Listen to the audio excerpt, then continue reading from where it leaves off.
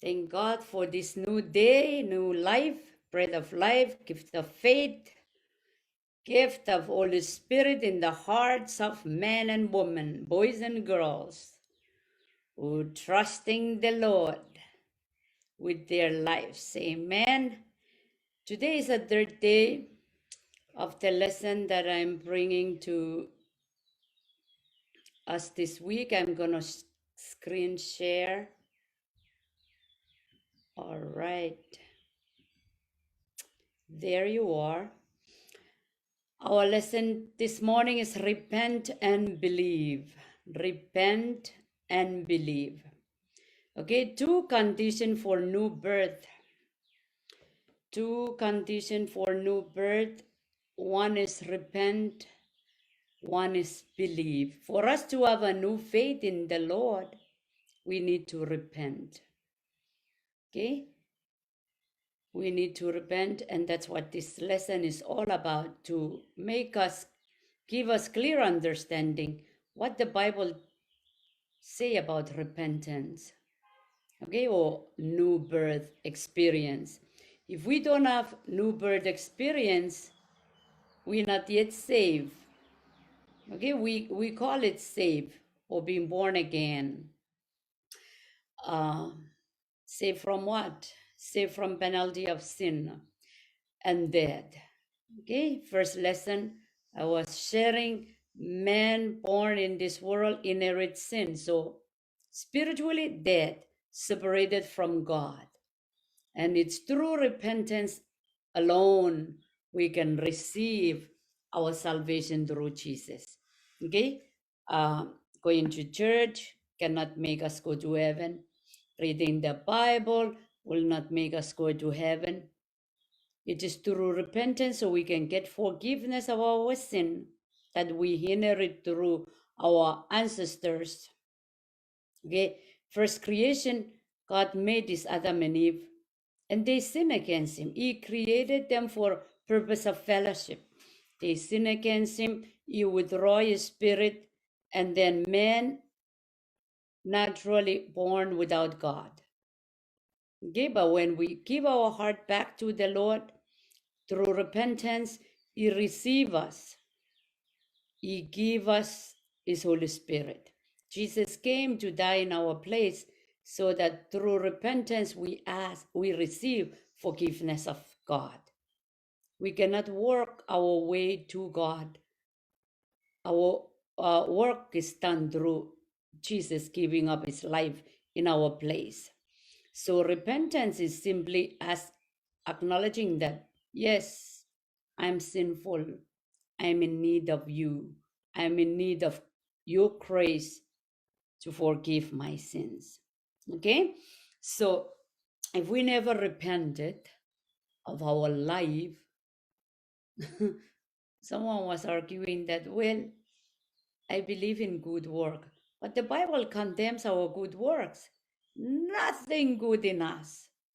Okay, even work, try to do good work, that's just expression of our hand or our motive, but it doesn't cleanse us in the eyes of God. What cleanses us is the blood of Jesus.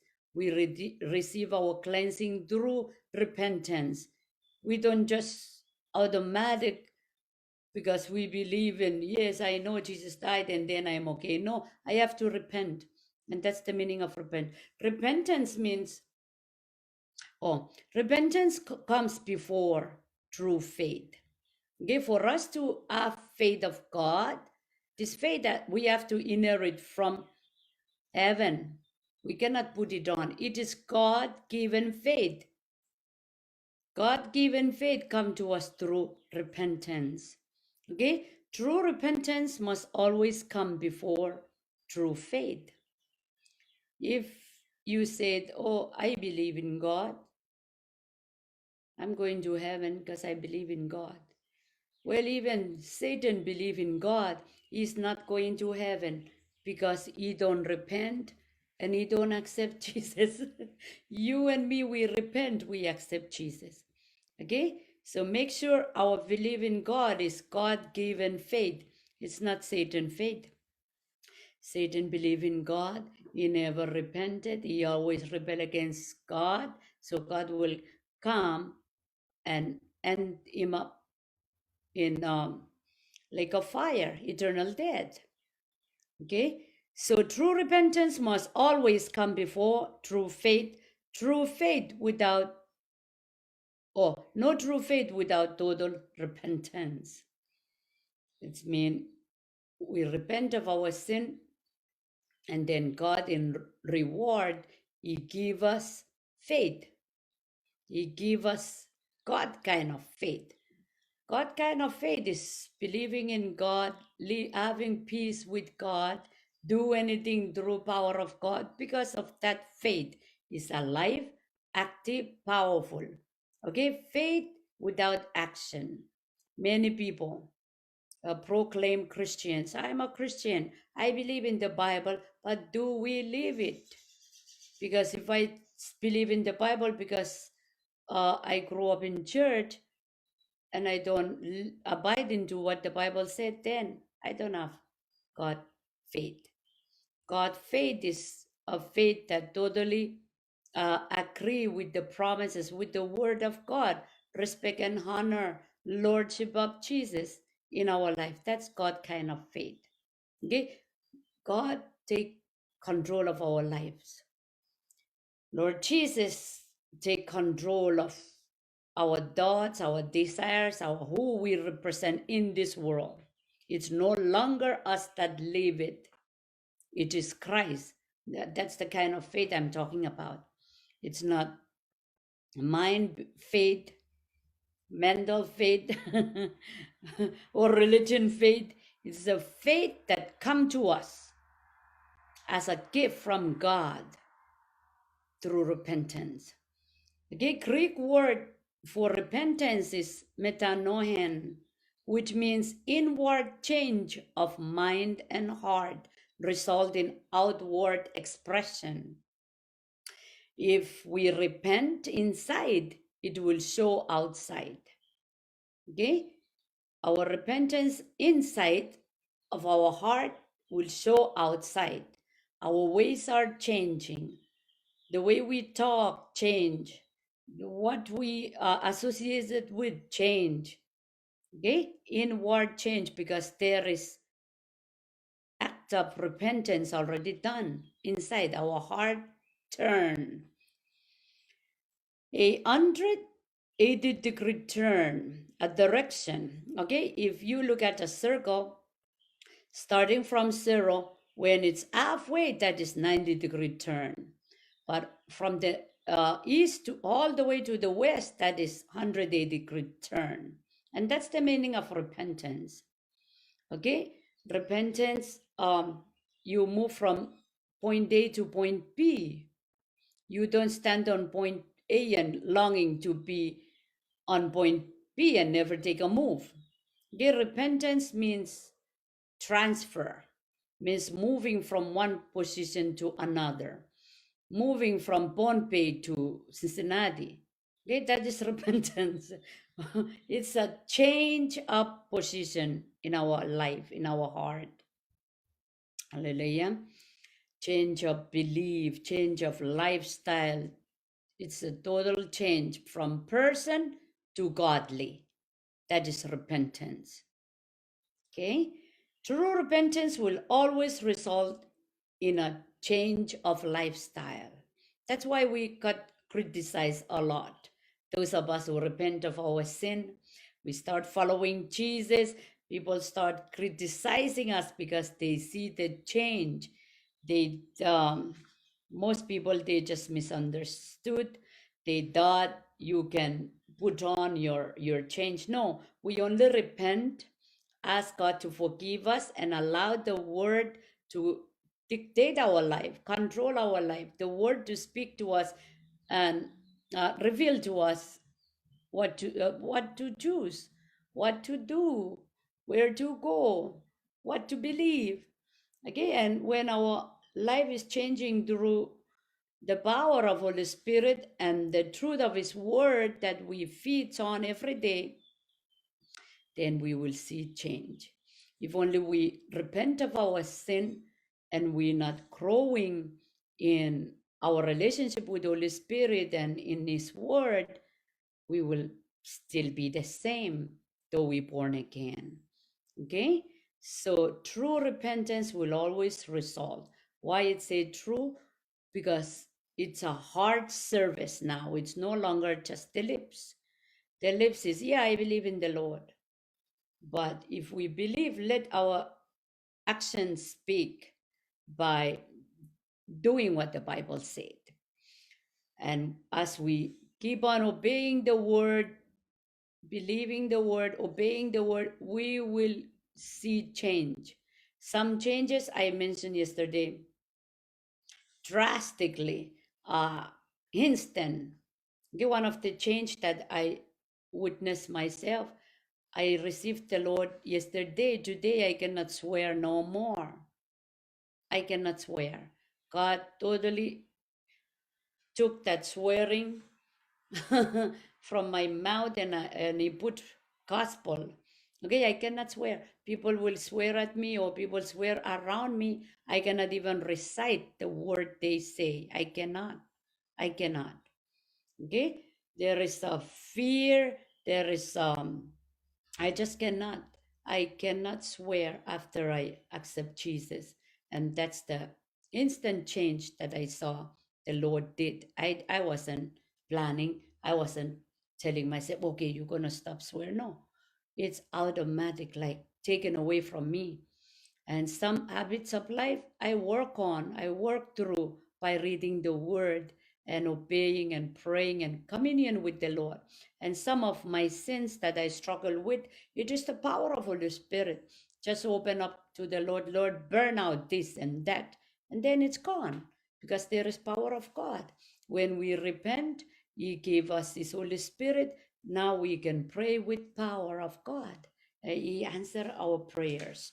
Okay, so let's go to scripture so that we can know that we are not just um, teaching from our own understanding or thoughts, but it's in the Bible. I always want to read the Bible when I do Bible study because many of us, we don't read the Bible, but we good in arguing. And when we can read together, the word answer itself. Okay, it's no longer Jackie's teaching, but it is the Lord teaching. It's from the Bible. All right, so Mark 1, verse 2. Yeah, I know on the screen you may not see it, it's blur and it's far, but write it down as I'm saying the scriptures, and then you can read it yourself so that you will know. Mark 1, verse 2 to 4, it say, as it is written in Isaiah the prophet. Okay, Isaiah was in the Old Testament. He already prophesied. I will send my messenger ahead of you who will prepare your way. A voice of the one calling in the wilderness. Prepare the way for the Lord. Make straight path for him. And so John the Baptist appeared in the wilderness preaching a baptism of repentance and forgiveness of sin. Okay, Isaiah prophesied about John the Baptist. John the Baptist came and fulfilled what the prophecy was about. He was baptizing people who repented. They were preparing because Jesus, the Messiah, was going to come after. Okay, and I always say the history repeats itself. Now we are preparing. That's why we are preaching every day on live. Some people are commenting this morning. They are writing to me, oh, thank you for sharing. And you are the reason why. You are the reason why we keep on sharing, because you may not receive the word of salvation from your church, but you can receive it here. It's available. This is an expression of God's love. He's looking for all his people. Okay, 2 years we've been preaching in our language in Ponapen. And this year, how much I'm not so confident in English, but I'm going to say it anyway, because our children grow up in the mainland and most of them don't know the Bible. Okay, but if we are sharing this truth, God Almighty, He is powerful. He will use everything that is available in the ears of those who hear, and He will convict their spirit on what to do. Our part is to share the word. Share the word day in and day out. Men, women, young boys, young girls, I encourage us. God has been speaking, time is running out. Put aside all the minorities that we major on and then major on the major so that we can focus on God's will, God's purpose. If Satan is so fast in, um, I say Satan, I mean this world is so fast in preparing things to bring forth Antichrist, you and me got to be preaching more. They got to be preaching more. There will be a time, only God knows exact, but He's gonna take away those who are ready, and He will allow Antichrist to take over. We look around, the sign of this Antichrist is gonna just appear any moment. Okay, the Bible give us the sign, and the signs are eminent. We can see it everywhere. Okay, everywhere we go, in the stores, in the government, we can see. Those of us are in the Word, we sense and we see with our eyes. We're living in the last days.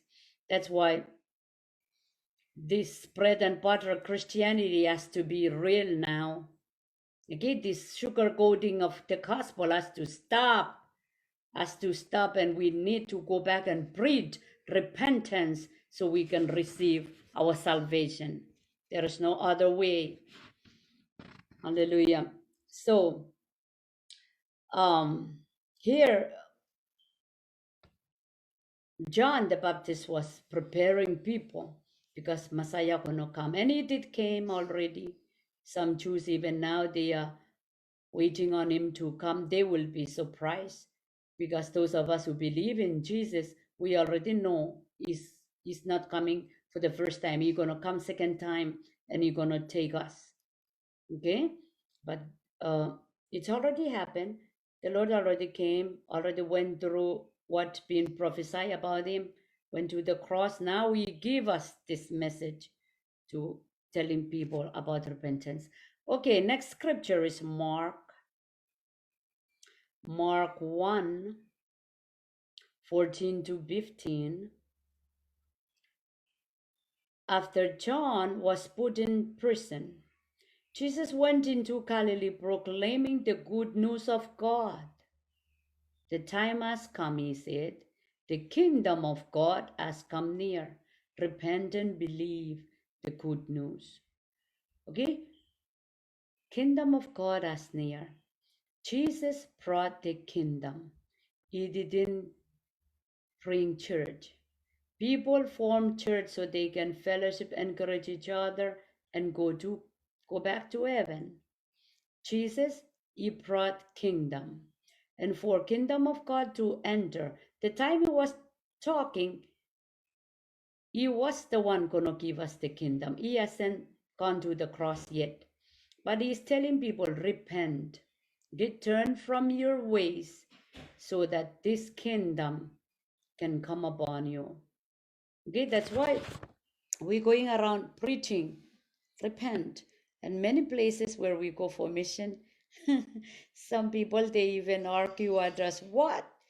Why are you bringing the message of repentance? Are we so sinful? Yes, we all sinful. We separated from God. Okay? I repented when I was 23 years old. I grew up in church. Of course, we all are. But we never sincerely ask for forgiveness and turn away, because repentance doesn't mean we cry. Repentance doesn't mean I just have remorse or confession and living the same. That's not true repentance. True repentance means turn away. That's why I'm illustrating. It's like leaving Hawaii, come to Cincinnati, leaving Bombay, come to America. Okay, totally move from one location to another in our lives, in our heart. So John the Baptist preached about repentance. Jesus himself tell the world, repent, now the kingdom is near. Okay, but then later on the kingdom will be in you. Who brought us this kingdom? The Lord. He came in physical, he died so he can share with us his spirit. He died, now he's spirit. He is spirit. God is spirit. Okay, Holy Spirit. So when we repent, we receive Holy Spirit. Hallelujah. He says, and believe, repent and believe the good news. How do we believe? What is the good news? The good news is our salvation in the Bible. If we preaching all kinds of stories in the Bible and we never tell people about what Jesus came and done on the cross and the power of this salvation that we can experience while we on this earth, then we're missing the good news. Okay? Good news without uh, being affected by what the Lord has done on the cross, it's not good news. That's why what Jesus done on the cross opened for you and for me to be reconciled back to God. Now we can read the rest of the scriptures and understand. Okay? Hallelujah. Repentance from dead works. Repentance from dead work. Hebrews 6 1 to 2, it says for us to turn away from dead work. Dead work is act of righteousness without repentance. Okay? Some people, they trust in their act of righteousness, but the Bible condemns that. Our act of righteousness is nothing. It's like filthy rag, Isaiah 64, in the eyes of God. So what will make us righteous then? It is the blood of Jesus.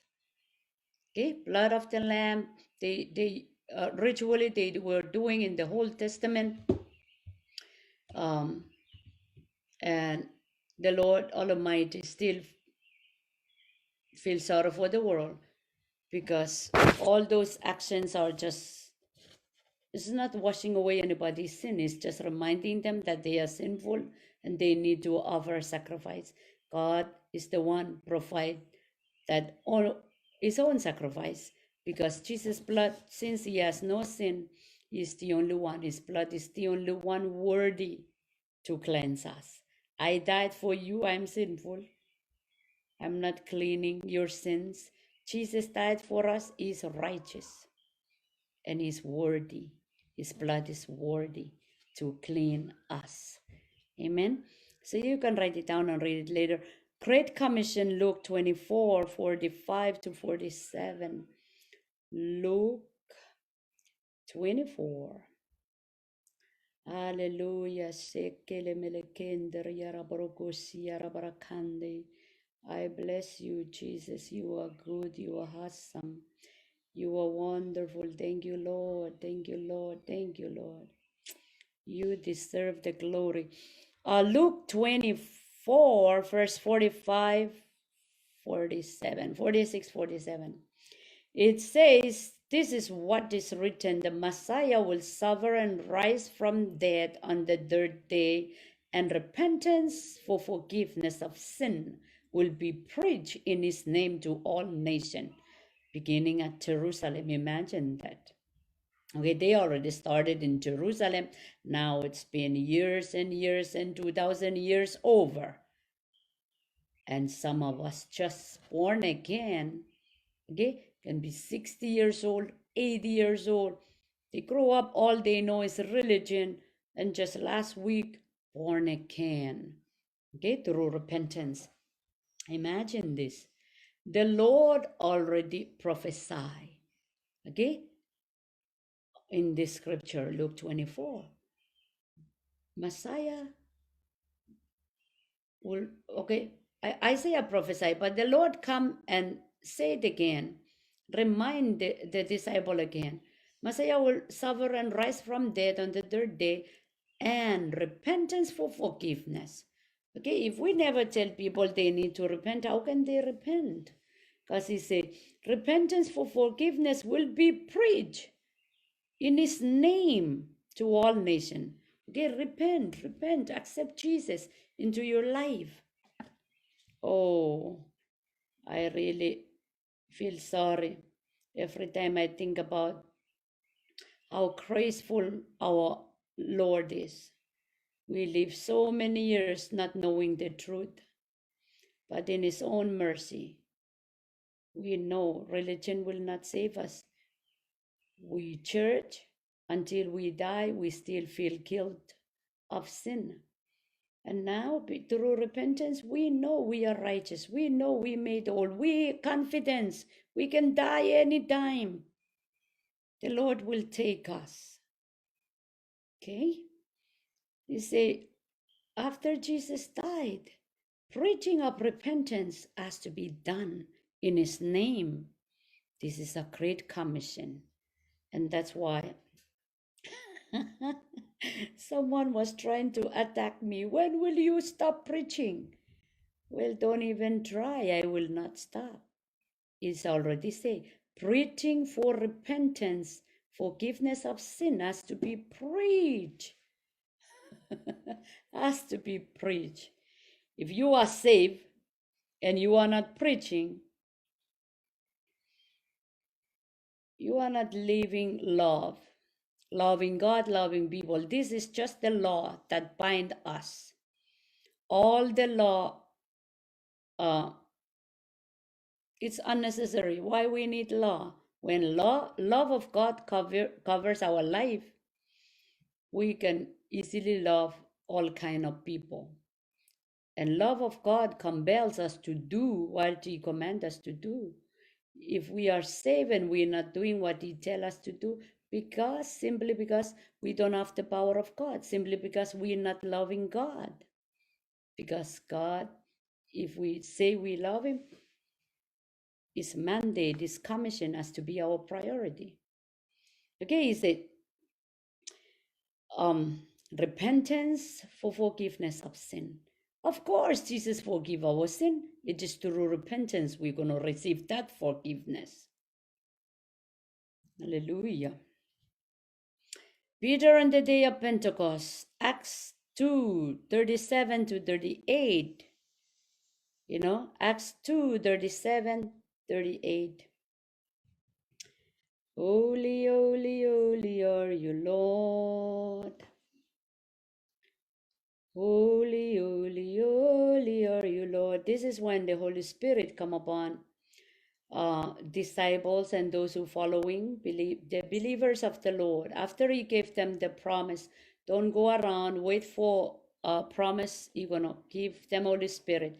They waited, fasting and praying for 10 days, and Holy Spirit come upon them. You can read the whole story, or you already know Acts 2. But then when Holy Spirit fell upon them, they speaking in tongues, and people came. Okay, what I want to read is 37 to 38. When the people heard this,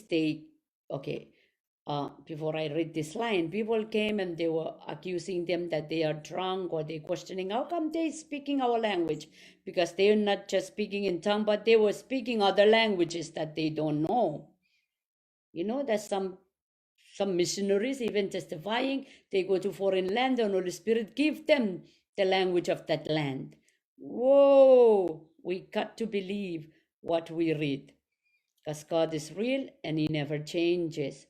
So when Peter explained to them what is happening, this is what they say. When the people heard this, they cut to their hearts and said to Peter and the other apostles, brothers, what shall we do? Now they recognize that Jesus that they crucify is the Messiah. Is the one that is that gave them this Holy Spirit, that they came and mesmerized by seeing what they see. And Peter said, repent and be baptized. Okay, so Peter, disciple of the Lord, when Jesus risen, left them, Holy Spirit come upon him. The one who denied the Lord, now he's so bold because Holy Spirit just fell upon him. And now he start witnessing. He start telling people, repent, be baptized, every one of you, in the name of Jesus Christ, for the forgiveness of your sin. Okay, some people even get it wrong. They say, oh, we're not going to baptize in the name of the Father and Holy Spirit, Jesus only. Because Peter said, repent and baptize uh, in the name of Jesus. Well, we have to pick up what Jesus said. Jesus said in Matthew 28:19, go and preach the gospel. Okay? Go and make disciples. Not just preach gospel, but make disciples. Make believers of me. Baptize them in the name of the Father, Son, Holy Spirit. You and me, we baptize in the name of Father, Son, Holy Spirit. In this context that I'm just reading, Peter was trying to point out Jesus, that they disbelieve. He is the one, okay? He is the true Messiah that they rejected. And that's why in this reading, he was saying, instead of saying Father and Holy Spirit, he was pointing to them, Jesus, the one they rejected. And you will receive the gift of Holy Spirit. Okay? On this line, he introduced Holy Spirit. It is through Jesus you will receive Holy Spirit. When you and me do baptism of water, which is I'm going to share tomorrow, we say Father, Son, Holy Spirit. We don't say Jesus only. We say Father, Son, Holy Spirit. Okay? Triune God, three in one. But at this context, Peter was trying to point them that Jesus, whom you crucify, whom you disbelieve and reject, he is the true God, baptized in his name. Okay? He wasn't disregarding Holy Spirit and the Father. And he says here, oh yeah, 37 and 38. Amen. So Paul in Ephesus, Acts 20. So Peter, Paul, these are the disciples that experience Holy Spirit.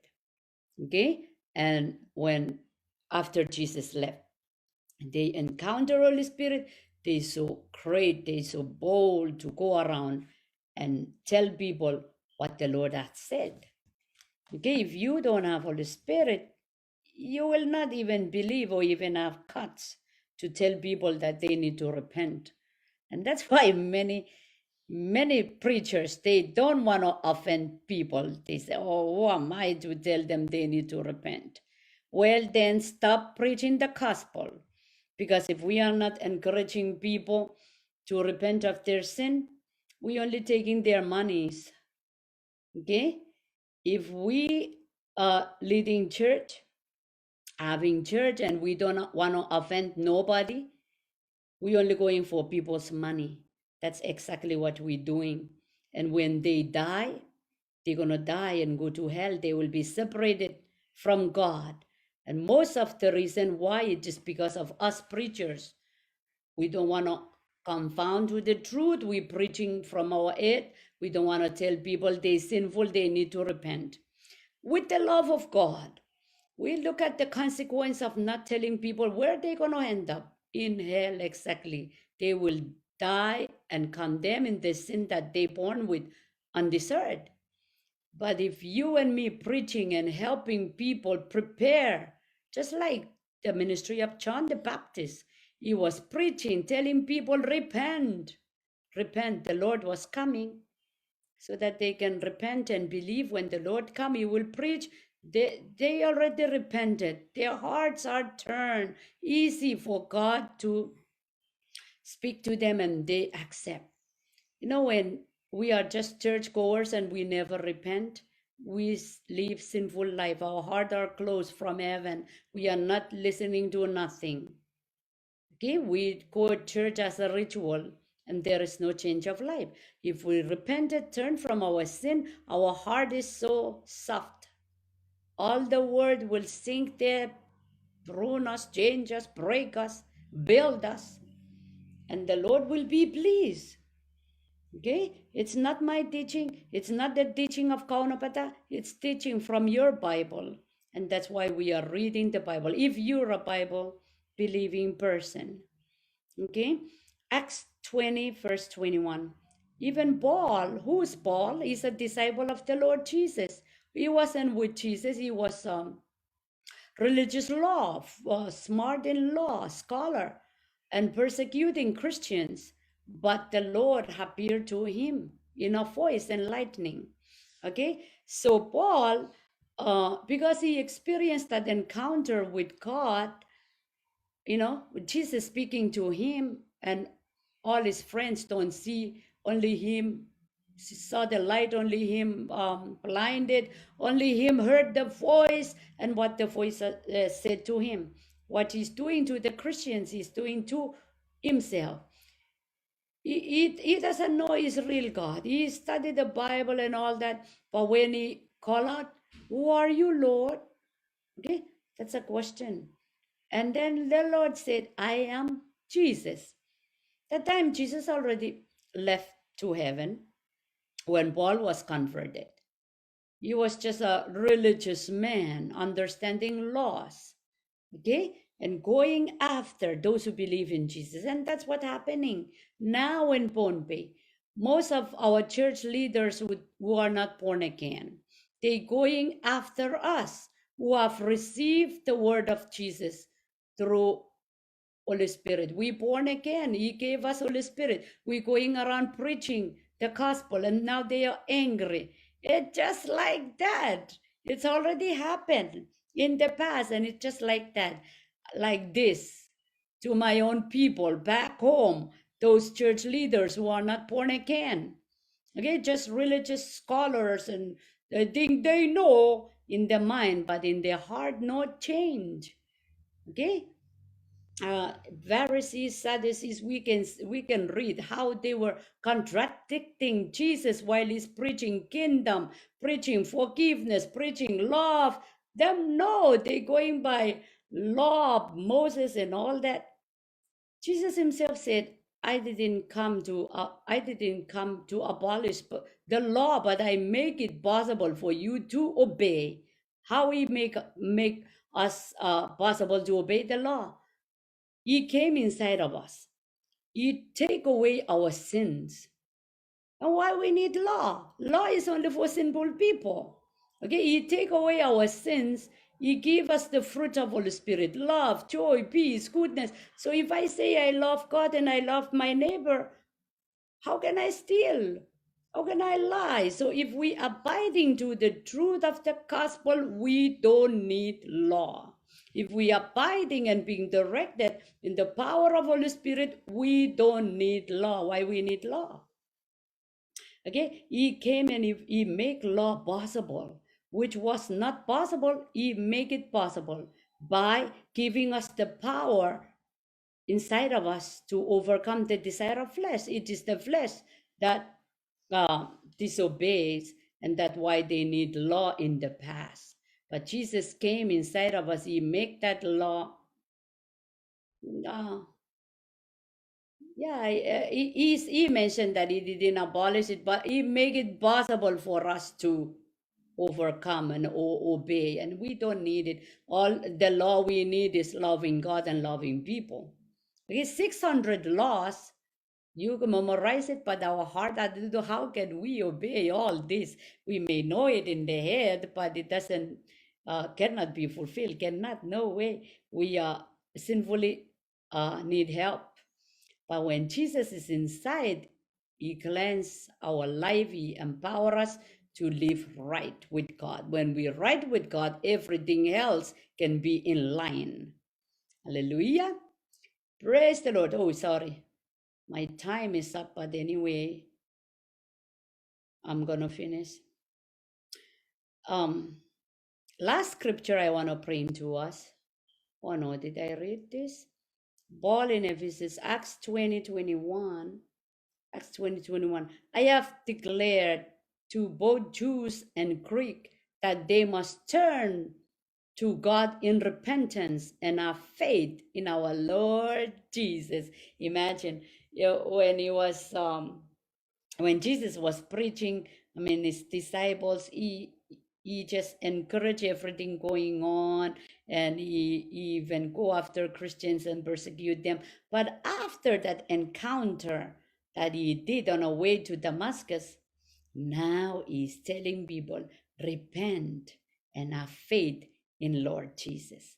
Okay, if you just following the law and you never have encounter of the Lord Jesus, you will continue to be bound to the things of the world. You will never experience what Paul experienced here. Okay? He abandoned the law, he abandoned the ways of men, he embraced um, Jesus' teaching, and you read all this book that he is just one man of God that I admire because of the zeal he have for the Lord. Was he present the time Jesus was? Yes, but he rejected him. He was going on for law and what they know. But when Jesus left and he encountered Holy Spirit come upon him, he baptized him and he followed the Lord wholeheartedly, and God just revealed more of power, signs, wonders. Lots of people come through. And even now, we are reading the scriptures that he wrote. And that's what God can do. We don't see him with our eyes. We just believe, we receive what we learning. Our life will change tremendously because God is powerful. He's real. He's alive. He died. He gave up his life. He didn't lose. He gave up his life. But when he died, he gave us. He went down to hell. He get the key. He came up. He gave it to those of us who believe in him. Okay, he called his disciples. That's Matthew 10:1. Let me read to you. Matthew 10:1. Jesus called his 12 disciples to him and gave them authority, drive out demons, impure spirit, and to heal every disease and sickness.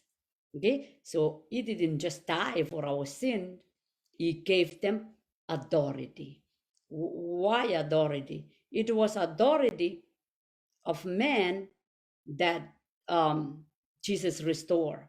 When God created man, Genesis 1:26, he gave man authority to rule. But we already know the story. Adam and Eve disobeyed, so they give away that authority. Jesus himself came. He don't just forgive our sin, he gave back the authority. Amen. That's why you read the Bible. When he said disciple, you are the disciple of now. In the spirit, by your faith, I have the authority. I can drive out demons. When I grew up in church, I never know all these. All I remember is we used to run for leaves when my aunties are demon possessed here. We experienced demon possessed. It's like breakfast, lunch, and dinner. That's how demon is everywhere in our family. Because we mix up, we religion and we black magic.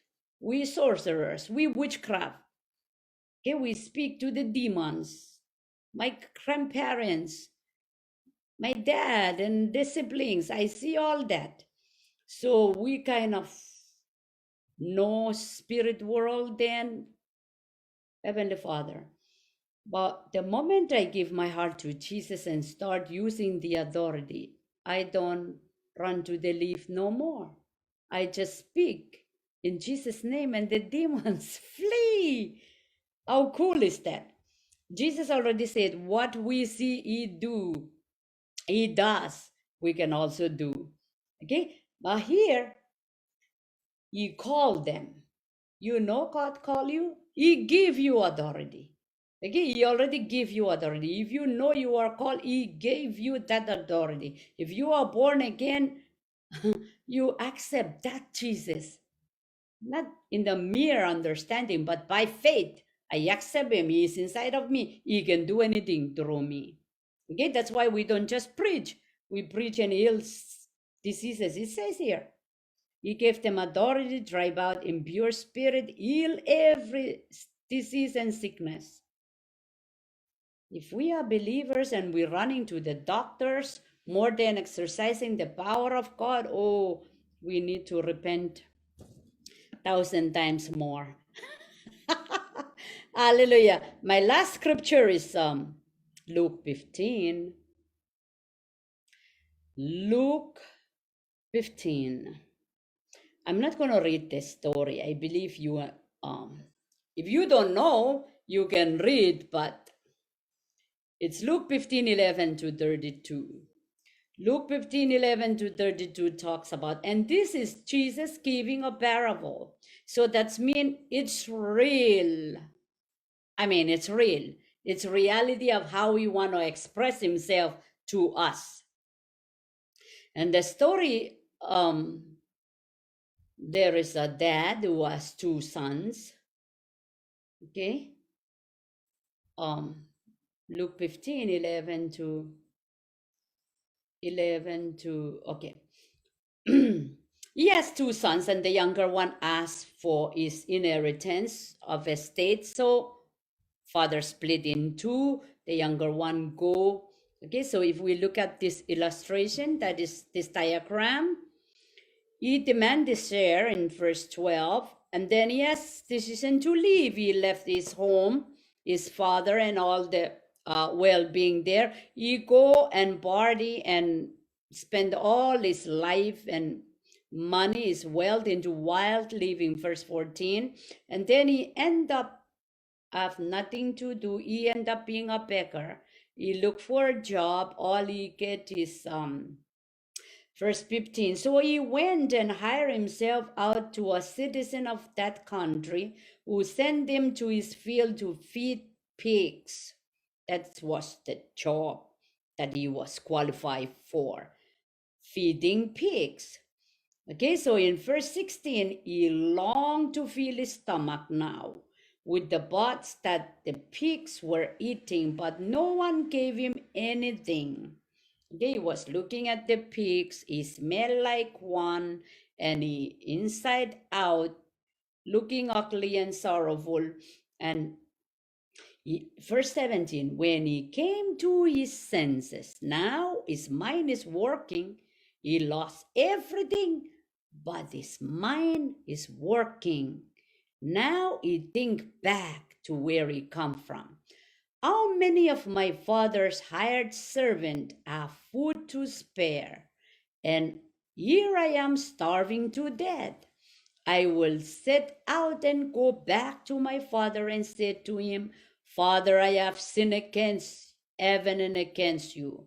I am no longer worthy to be called your son. Make me like one of your hired servant.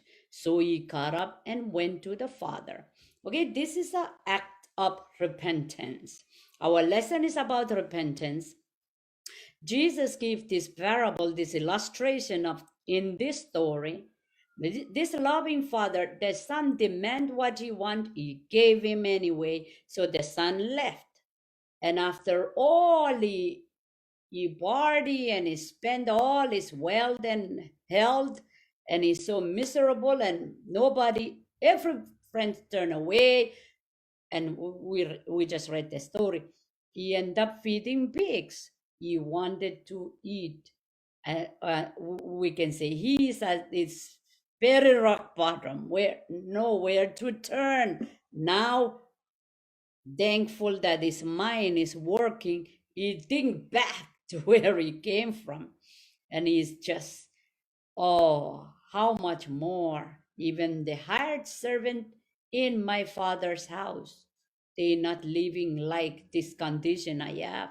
I will get up and go and ask for forgiveness. Okay, so that's the greatest illustration of how Jesus want to communicate repentance to us. We don't just feel sinful and outcast and unworthy and stay at the big stand, but move, take an action from there in your heart. Go, call upon the Lord. Okay, because that's what happened. That's what happened. He went, so he got up and he went. He got up and repent. He acknowledged the sin that he have put his life in. He acknowledged that and he repent. Okay, so uh, for our case, if we know that we are with the Lord already and we turn away, it's called prodigal son. Turn away. The only way, the only best way, the only right way, we just have to don't just feeling remorse, sad, cry over, and stay there. Take an action. Move by confessing your sins, turning away from what you're in, the condition you're in, what you are doing. Come close, come to the Father. While he was still a long way off, his father saw him and was filled with compassion. Okay, Jesus was trying to communicate to us that when we made up our mind and we are taking step to come to him, he's not looking at our sins. He say far away. Jesus see us far away. He see us when we lie down. He see us when we get up. Okay, while we're still thinking, oh, I'm gonna give my life to Jesus. You know that those thoughts is the one help you with you and me in our sinful nature. We don't want God. We don't need God. We just know we are sinful. We don't know how to come to him. It is him. It is him who help us come to him. Okay, so while he's still far away, his father saw him filled with compassion. Instead of judgment, he felt with compassion. You know, it's very important lesson because many times when we see people living in sin and we are preachers, what comes to us? Is it compassion or judgment? Angry, don't want to associate. Okay, in my walk with the Lord when I was young, I cannot tolerate see drunkard. I cannot associate. But now, because love of God is filling my heart, I join them.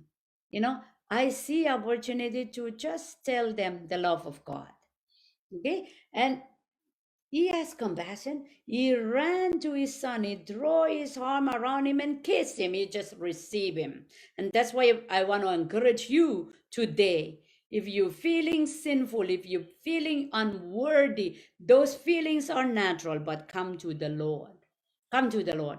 Don't isolate you at that big stand because you're going to stay there and die in your sins. Stand up.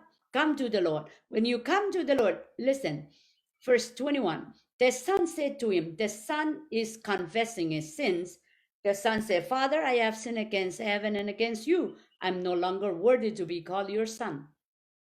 Did the father listen? No. Verse 22. But the father said to his servants, okay, the father didn't say, yeah, you take this 500,000 and where did you go? And if I only know that you're going to be like this, I will this and that. No. And Jesus trying to communicate to us, those of us who always feel condemned, always feel we're not good enough, always look down on us and always running away from God. Remember, his arms are wide open, full of compassion, waiting to embrace you and kiss you and receive you back because he created you. The very air that you are breathing with is the one put inside of you. Satan didn't do nothing, but Satan will do anything in its power to make us disbelieve the love of God. The father said to the servant, quick, bring the best robe, put on him, put a ring on his finger and sandals on his feet. Bring the fatted calf and kill it. The father, the excitement of receiving the son overwhelms his heart and he's not in the stage of judging nobody. You have understanding and he's happy. Bring okay, so what happened? What Jesus is trying to tell us, when one sinful person come to the Lord, it's exciting, celebration. Okay, for this reason, the son of mine was dead and alive again. He was lost and found. So they began to celebrate. Okay, I'm going to end up here. I'm going to end up here. And I want to encourage us. Jesus looked beyond our sins. He looked beyond our sin. He is the answer for our sin. When the angel Gabriel appeared to Mary, he says, "You're gonna have you're gonna have a son. Gonna name him Jesus. You're gonna die for the sin of this world." Imagine that. Then you and me feeling sinful, and we don't want to bring it to the Lord. Oh, I'm so sinful. God is angry with me. These are lying thoughts from Satan. He is the answer for our weakness. He is the answer for our sins. That's why if you cannot leave your smoking, smoke away all you want. But Lord, please take it away from me. If we will, He will. Why? Someone said, "Oh, Jackie, yeah, you say prayer is powerful, but I've been smoking so many years after accepting Jesus." You, if you willfully keep on doing it, you will keep on doing it. But if you know you addict and you know in faith your God is nothing is impossible to him, you can surrender your life by lifting your hands up. Okay, I'm just gonna stop screen share. You can lift up your hands and just say, "Lord, burn it out of me. Burn it out of me." Just be real. The decision God cannot take away. He created you and me, and He respects us. He gave us freedom to choose. Our goal is that. Just think about our actions before the Lord. Think about our life before the Lord. How much faithful we are to Him. For my life, I can only say my life. I'm not so faithful in many, many things. Yet it is the grace of God that I'm living in every day. That's why you say God is patient. We are so undeserving. All we get is forgiveness. All we get is love. But Satan will twist our thought because we don't know our Bible. We don't know the reality of our God. He is not against us. God is for us. If He is against us, why allow Jesus to come and die for us? If He is against us, why He sent Jesus in the first place? He's sending this angel to proclaim in Matthew 1:21. He's gonna come. He's gonna save the world, people from their sins. So if you're listening to me, you are backslidden. Backslidden means you already give your heart to Jesus some time ago, but now you are cold in your faith. Lukewarm, I should say. Lukewarm means I don't know how to come back to God. It's very clear. Don't just think about it. Take an action.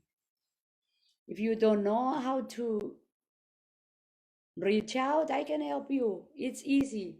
Lift up your hand, be alone before God, and just be real. You don't need to come and pray like this so the world can see you. Only you in your room and say, "Lord Jesus, forgive me." Even before you say, "Forgive me," listen to the story I read. The son was trying to recite what he already planned to come and tell the daddy. Did the daddy judge him or correct him on the spot? Or even respond to his apology? No, he was full of excitement. And he said, "My son was lost. Now he's found." Just like you. If you enjoying life or may not enjoying, doesn't matter.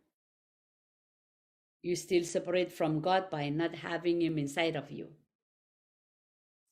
Luke 15:7. When one sinner come to the Lord, the whole heaven rejoices. Why? Because they are preparing heaven for those who are preparing their life to go back. We came from heaven. He created us.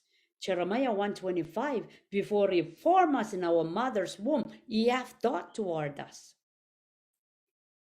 Okay, Jeremiah 29:11. He has plan for us. Only him has plans for us. So when we're rejecting God, we really don't know God. We really don't know why we exist. And that's why Satan is vulnerable to touch us with all his lies. And then we turn around blaming God for what he didn't do. Okay? Just think about the story that I just read. That's what Jesus wants us to have, that understanding of his love. He is not judging us. If he judges us, we are not worthy. We are all level crown zero because everyone's sin falls short of the glory of God. Jesus has to come and die for us so we can choose. Those of us who choose God, give our heart back to him, we receive forgiveness of our sin. Those who reject God, they still live cursed life. Okay, John 3:18. They live in condemnation. Their life are condemned before God. When they die, they miss heaven. Okay, so after death, then we're gonna be judged, and that's a rightful judgment, because now God will be judging us on what the Lord has done, if we receive or not. But when he first came, that's not the right time to judge this world. Everyone's sinful, nobody qualify anything. We are separated from God. Now that Jesus came and died for us, it is your decision. It is my decision that we're going to be judged on. You believe, you receive, you become. You reject, you choose to live in condemn. Okay, this son, he recite what to do. He gets up and he go. So if you are backslide, come. You don't need to form your fancy, lowly, acceptable prayer. Just the action of moving from piggery, pig stand, and come back to the Father, life. He is so happy. He receives us, he empowers us. I always look at this story and I say, oh Lord, that's your character. You look beyond my sin. You know my need. You receive me. Okay, God is love. We don't preach wrong about God. He's not in heaven with the long fork waiting on you so he can poke you when you screwed up. No, he know he is the answer.